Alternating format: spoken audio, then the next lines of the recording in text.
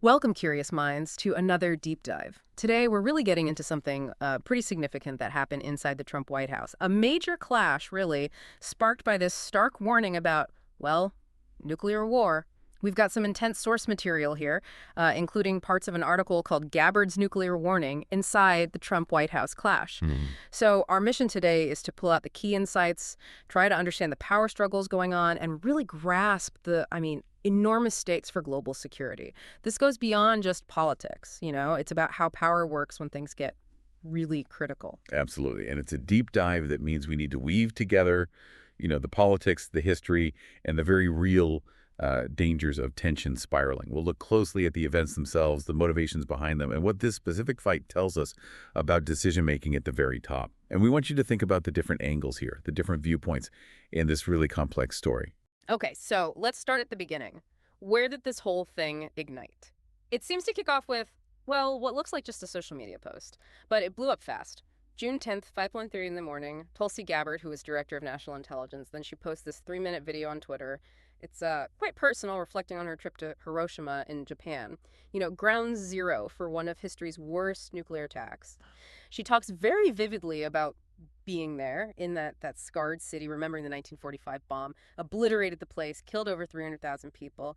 But then, and this is where it gets really interesting, she makes this chilling comparison. She says that bomb, as devastating as it was actually, quote, tiny compared to today's nuclear bombs. Hmm. And that comparison is key. It wasn't just history. Gabbard's message, it was a direct, pretty alarming warning about right now. She stated point blank that the world is closer to nuclear annihilation than ever before. And she was implicitly, criticizing what she saw as these reckless political elites, the war hawks, who she felt were dangerously pushing tensions higher with other nuclear powers, especially concerning Iran at that time. Now, this public statement, the source calls it an unauthorized and audacious move, apparently. It just infuriated President Trump. Infuriated him. Why exactly? Was it just speaking out publicly? Well, it seems he saw it as a direct challenge. Yeah. Right? A challenge to his foreign policy. This idea of speaking out of turn, as the source suggests. Yeah. The perception seems to have led very quickly to her being iced out. Right, iced out. So after that video, what happened to Gabbard inside the administration? Well, reports say she started getting shut out, marginalized, excluded from, crucial intelligence briefings, strategy talks, specifically about Iran's nuclear program and potential military options. And maybe the biggest sign of this was her not being at that high-level Camp David meeting. That was where top officials were supposedly discussing a possible imminent Israeli strike against Iran.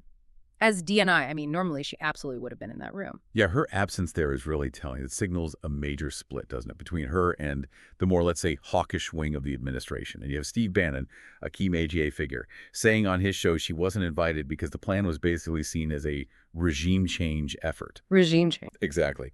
Which Bannon and others apparently saw as, very risky, potentially disastrous. And this view clashed directly with the admin's more aggressive line. You had people like John Ratcliffe, the CIA director, who was reportedly much more aligned with that aggressive stance, which just isolated Gabbard even more within the intelligence community. So Ratcliffe's in, she's out. Seems that way. Yeah. And it didn't stop there. Yeah. There was even, according to the source, an attempt by the White House to discredit her using a manipulated video clip, trying to make it seem like she'd warned Iran was close to getting a nuke. But, the actual record, her congressional testimony, it completely contradicted that, just didn't hold up. Wow. So trying to twist her words after sidelining her, it really emphasizes how threatening they must have found her original warning. And let's just underscore that warning again. The Hiroshima bomb, 15 kilotons of TNT. Today's weapons, we're talking 100 kilotons up to over a megaton, millions dead instantly. Gabbard wasn't just talking history, she was pointing to the sheer destructive force we have now. And she called out what she saw as this disturbing confidence among some elites, some war hawks, suggesting maybe they think they'd be safe in bunkers while everyone else faces, The stark picture. And it really highlights the urgency she was trying to convey and maybe the recklessness she saw in just escalating tensions. It's fascinating, that critique of this almost detached attitude from the consequences. It's detached, yeah. And adding another layer here is the existence of these huge conventional weapons like the MOP, the Massive Ordnance Penetrator. It's a conventional bomb, but its blast yield is roughly half of the Hiroshima bomb. Half of Hiroshima, but conventional. conventional. Its sheer power, even without being nuclear, shows the kind of force being considered for potential strikes, say, against Iranian nuclear sites. It just highlights the incredible destructive capacity available, even short of nuclear weapons. The potential human cost is still just immense. Listening to this, yeah, it really does bring back echoes of past U.S. interventions in the Middle East, doesn't it? The whole situation with Iran.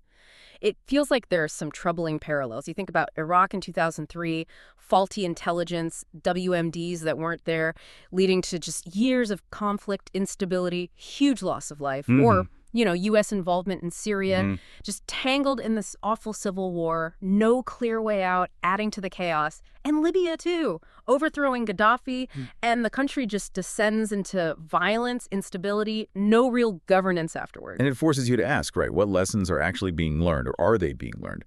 Do policymakers really absorb the takeaways from these past situations when they look at somewhere like Iran? Is it, like you said, selective memory, or maybe a genuine belief that, okay, but this time is different? This time it's different. Yeah, you hear that a lot. These precedents, though, they cast serious doubt on the whole idea of pushing for regime change in Iran, especially with nuclear issues on the table. The potential for miscalculation, for things spiraling out of control, unintended consequences, it's massive. And yet, the source suggests that the political leadership seemed ready to potentially repeat those same kinds of mistakes, ignoring those critical warnings from history. And that's something for you, the listener, to really think about this pattern. Yeah, that pattern is worrying. And this whole Tulsi Gabbard Trump disagreement, as some call it, it wasn't just about internal White House fights. It also kind of lit up fractures within the wider NDA movement, like Tucker Carlson, for instance. Initially, he actually voiced some concerns about the push towards war. He even seemed to suggest Trump might be complicit. But then he later apologized publicly, reportedly after getting a call directly from Trump. Right, which sends a pretty clear message, doesn't it? Fall in line. Exactly. Pressure to conform. And that response from Trump, it wasn't just about policy. It was a power move, really, consolidating loyalty within his base, within his coalition. By publicly taking Carlson to task and then accepting the apology, he showed everyone. Loyalty is paramount, especially on war, on foreign policy. You see the White House reportedly reaching out to other big Magier voices like Charlie Kirk, telling them to kind of tone down any criticism. It shows this really tight grip on the narrative. Controlling the message. Absolutely. This top-down discipline made sure that alternative views, like Gabbard's, were pushed to the margins, silenced, effectively. And it really highlights how isolated someone like Representative Thomas Massie became. He was, believe it or not, the only Republican who signed on to the War Powers Resolution aimed at limiting the president's power to unilaterally take military action against Iran. The only one? Just Massie? The only Republican, according to the source material. Wow. What does the source say about why? Why did the rest of the party, the movement, just seem to close ranks so quickly on something so huge? Well, the sources point towards a few things. There's this strong pull of party loyalty, right? Especially when the president is from your party. Plus, direct engagement from the White House with key figures that creates a powerful incentive to toe the line. Dissent, particularly on foreign policy while your party holds the presidency, it can easily be framed as undermining the leader. And the political cost for doing that can be really high. So it often becomes less about the details of the policy. And more about showing unity. Exactly. A show of unified strength right now, which inevitably narrows the space for actual debate, just when you might need it most. Okay, so let's try and pull this all together. What does this whole episode, this clash, mean for you listening and, well, for the world? You have these rising tensions with Iran, coupled with these deep internal fights shown by the Gabbard situation. It paints a pretty dangerous, uncertain picture going forward, doesn't it? Military action against Iran, whether it's an Israeli strike, a U.S.-led thing, I mean, it could plausibly set off a regional war with global fallout. And even if they managed to find some resolution short of that, the damage from just going to the brink from conflict, it would likely echo for years. More instability in the Middle East, the constant risk of nuclear escalation, the immense human suffering. And it brings up a fundamental question, I think, for all of us. What are the consequences when voices urging caution, urging diplomacy, are systematically pushed aside? The source really emphasizes this, sidelining perspectives like Tulsi Gabbard's, perspectives that stress the catastrophic risks of war. It suggests a dangerous narrowing of views within the administration, right, at a potentially pivotal moment. And that narrowing, it just reduces the options, reduces the chances of finding an off-ramp from conflict. And as history tells us again and again, it makes repeating past mistakes much, much more likely. Yeah. This deep dive, it really shows that the whole thing between Gabbard and the Trump administration, it was way more than just some political spat. It really reflected these deep splits, these incredibly high-stakes choices the U.S. was facing, and arguably still faces. Gabbard's warning about nukes, coming from her own experience, seemingly from a real concern for humanity. It flew right in the face of that prevailing hawkish view in the administration and among its allies. Listening to all this, you really have to think about the pressure she must have been under. It underscores the real personal and professional cost of trying to speak truth to power in that kind of environment. Absolutely. And the future of global peace, global security, it really does feel like it hangs in the balance in situations like this.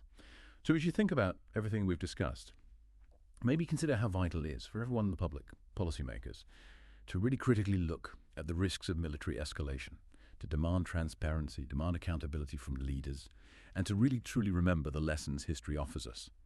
Because the consequences of getting it wrong, of ignoring those warnings, they could be genuinely catastrophic. And the time to act with wisdom, with courage, well, it's always now, isn't it?